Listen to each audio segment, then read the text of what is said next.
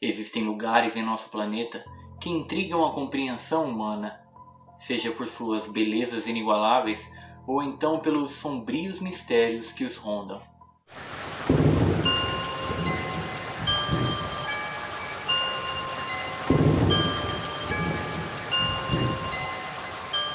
O estado de Vermont, nos Estados Unidos, é o segundo menos populoso do país.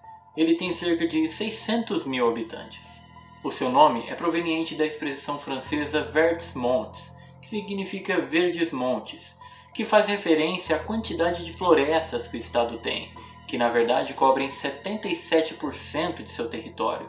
Nesse estado é localizada uma área chamada Triângulo de Bennington. Nesse triângulo existe uma cidade chamada Glastonbury. Glastonbury hoje é apenas uma cidade fantasma. Ela estava a todo vapor quando havia uma comunidade madeireira explorando a distribuição de madeira na montanha que deu nome à cidade.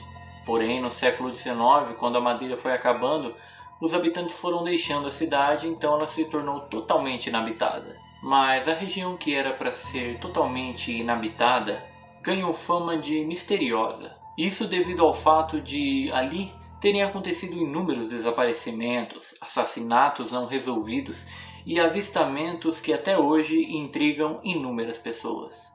O local é repleto de lendas.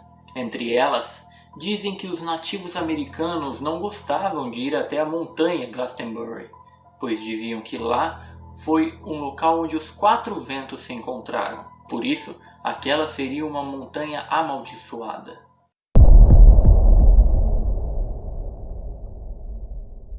Houve uma espécie de ciclo de desaparecimentos que durou 5 anos e teve início em 1945. A primeira pessoa a desaparecer por ali foi um senhor chamado Midge Rivers, que ainda era um guia local, exímio conhecedor do terreno e explorador daquelas montanhas. Tudo aconteceu quando ele estava trabalhando, guiando 4 caçadores na floresta. Ele se colocou um pouco à frente do grupo e de repente o grupo não conseguiu encontrá-lo mais. Ele simplesmente sumiu no ar. Logo depois de seu desaparecimento, uma operação de busca foi montada e centenas de pessoas apareceram para ajudar. Tanto habitantes como policiais e militares estiveram nessas buscas para tentar encontrar aquele senhor. Mas absolutamente nada foi encontrado, nenhum vestígio, nenhuma pista do que poderia ter acontecido com ele. A próxima vítima do Triângulo de Bennington foi Paula Weldon. Paula era uma estudante de apenas 18 anos de idade. Ela morava naquela região e conhecia muito bem o terreno. Então, num belo dia, ela resolveu sair para fazer uma trilha. Depois disso, ela nunca mais foi vista. As buscas por Paula, no entanto, foram muito maiores. Haviam mais de 1000 pessoas envolvidas, que contavam com a ajuda até de aeronaves sobrevoando a região. A polícia inclusive ofereceu uma recompensa de $5.000 por informações que levassem ao encontro da menina. Mas foi em vão. Paula nunca mais foi encontrada. 3 anos após o desaparecimento de Paula, ocorreu o caso que talvez seja o sumiço mais louco e bizarro da história do Triângulo de Bennington. Um senhor chamado James Tedford, de 68 anos de idade, pegou um ônibus com destino a Bennington, depois de visitar alguns parentes em St. Albans. A surpresa aconteceu quando, ao chegar em Bennington, James não estava mais no ônibus. Muitos passageiros, inclusive o motorista, dizem tê-lo visto instantes antes de chegarem à cidade. Alguns chegaram até a afirmar que a bagagem dele ainda estava ali, em seu lugar, porém ele havia desaparecido completamente. Como poderia um homem desaparecer de dentro de um ônibus em movimento? Se as testemunhas estiverem corretas, ele desapareceu enquanto o ônibus transitava pela Rota 7, que passa dentro do Triângulo de Bennington.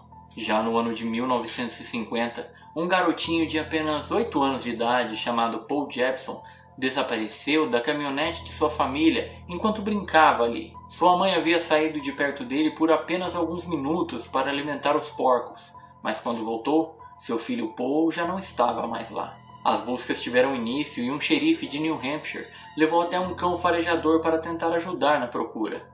O cão até conseguiu seguir o rastro do garoto, mas acabou perdendo o cheiro quando chegou em uma estrada próxima.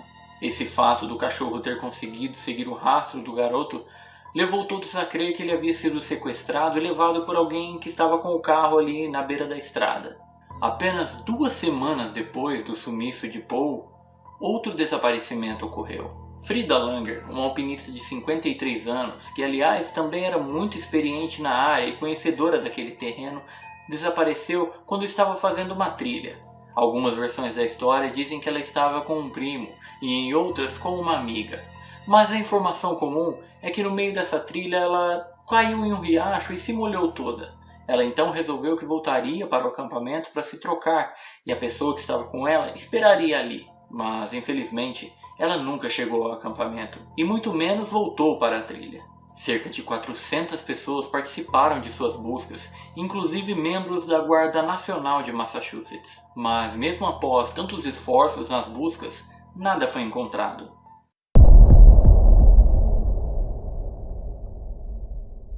Surpreendentemente, 6 meses após o seu desaparecimento, o seu corpo foi encontrado próximo ao reservatório de Somerset, uma área bem aberta e que já havia sido vasculhada inúmeras vezes.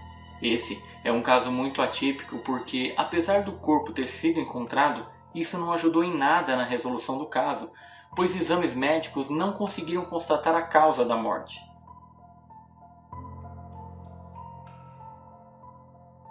Obviamente, após todos esses casos, muitas teorias foram criadas para tentar explicar o que acontece por ali.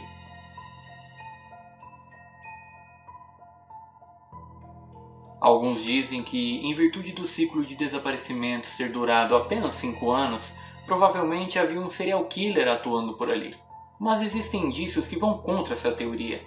Por exemplo, as vítimas não tinham nenhuma ligação, nem idade, sexo ou nada que as fizesse ter um padrão em comum, coisa que é muito importante para o serial killer. Algumas outras teorias existem, mas já são de origem mais sobrenatural.